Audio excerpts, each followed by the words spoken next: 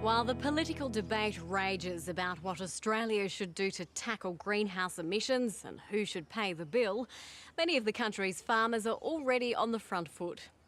Whether you believe climate change is caused by burning fossil fuels or not, Australia's weather patterns in the past decade have forced people to change the way they farm. And among those leading the way are the country's dairy farmers.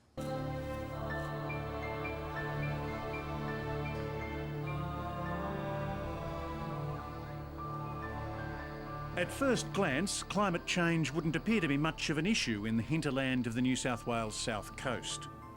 Michael and Lynne Strong run Clover Hill Dairies at Jamberoo. There's probably no doubt the climate has changed. It's probably got a bit hot, a bit warmer than it used to be, and the rainfall's a little bit irregular than it used to be. Though we're probably still getting the same amount, but it seems to come in larger volumes. So therefore we have to change our practices a little bit on how we fertilise so we don't get any runoffs into the creeks, and so we have to watch the weather more than we probably did once upon a time. Far too much energy is being wasted debating climate change. Isn't it or isn't it happening? It doesn't matter.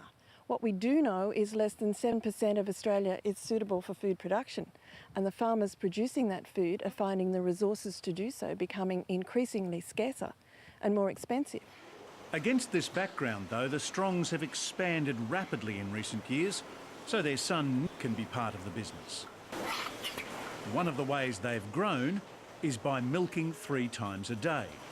When we milk 3 times a day, we get about 25% increase in production, and by doing that, we don't have to milk 25% more cows. And we do that because we haven't got the area to accommodate 25% more cows, so this is one way of producing more milk. It's a milking regime which requires more out of each animal, which means more must go into each animal. So they're fed wheat and corn during milking, as well as a customised nutritional pellet. Having the cows in the dairy more often also means their diet can be more finely tuned and animal health more closely regulated. Feeding them 3 times a day in the dairy instead of twice allows you to feed more concentrates without upsetting the cows. And it has another effect. It means roughly a 25% reduction in the amount of methane produced for every litre of milk. But to get to this point's required a lot of work elsewhere.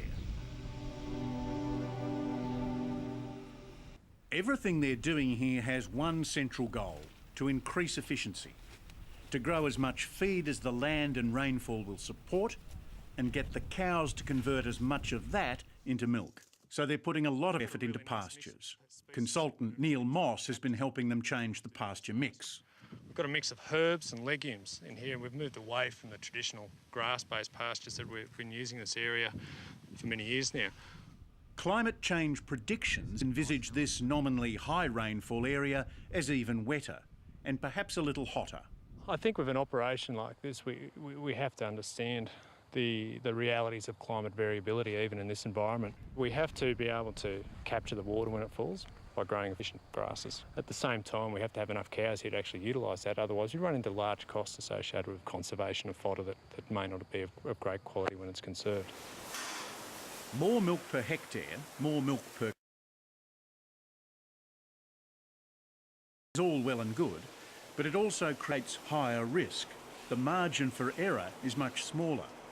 And all this in an environment where other expectations must be met as well. At Clover Hill, Michael and Lynne Strong can reflect on a decade of change.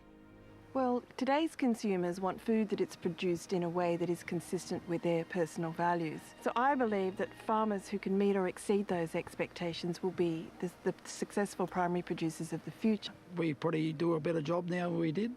We have to grow grass better. We have to do a lot of things